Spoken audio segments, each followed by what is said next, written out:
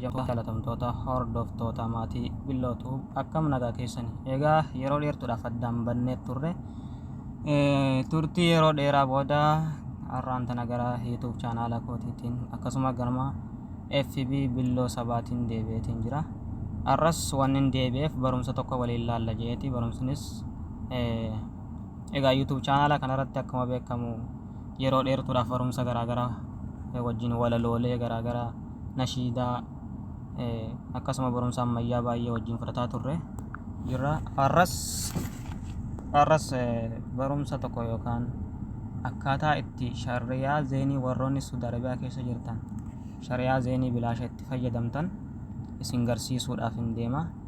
Egaa osoo gara barumsa kootti hin dabarre dura warroonni YouTube chaanaala kiyya subscribe hin godhin asirra dhuftanii billootuuf jettanii sarchi gootanii jechuudha.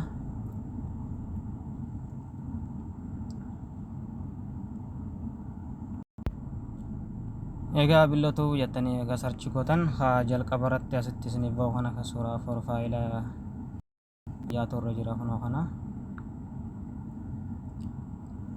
isa kana jechuudha. Subscribe gootanii jechuudha bakka mallattoo diimtana tuqxanii all notification irra kaayyatanii barumsaan asirraa isiniif gadhiisu kallattiidhaan isin bira gahaa jechuudha. Egaa gama barumsa keenyaatti yeroo isin dabarsu barumsi akkaataa itti shari'aa zeenii Suudii keessa warra jirtan bilaasha itti fayyadamtanii warroonni aappii kana qabdan jechuudha. Warri aappii kana duraan riyaala 15 30 25 20 itti hidhataa turtan ammaan tana bilaasha dalagaa jechuudha.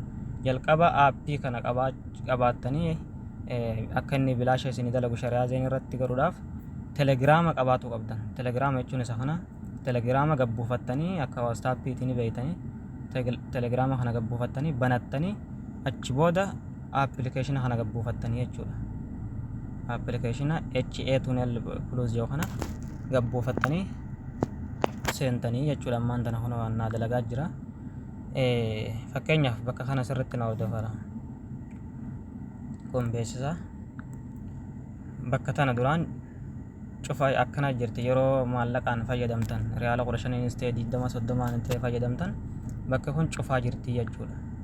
Kanaaf isin maal gootanii bakka jalqabaa tana United Kingdom London kanarra kaayyattan jalqabarra bakka lammaffaa irratti qulfii tana ni bantan jechuudha. Qulfii tana erga bantanii bakka lammaffaa kanarratti isa gadii kanarra fiddan xumuraa kanarra kaayyattanii jechuudha. Asirra kaayyattanii achi booda osoo starting goone dura tuttuqaa sadeen karaa harka bitaatiin gubbaa jirtu tana tuqxanii jechuudha. Bakka mallattoo diimtuutti maratan as ni tuqxanii achi booda telegiraam kajoo kana tuqxan jechuudha. Telegiraam chaanaal kajoo kana jalqaba telegiraama eega banattanii jawaala keessan irratti gabbuufattanii telegiraam chaanaal kajoo kana ni tuqxanii jechuudha. Egaa bifa kanaan isinii fida kunoo bifa kanaan gisee isinii fida akkatti irra gaxooftanii bakka zeenii firii jiru zeenii firii kunoo isa kana jechuudha. Zeenii firii kajoo kanarratti okkee gootan achi booda kallattiidhaan isin fida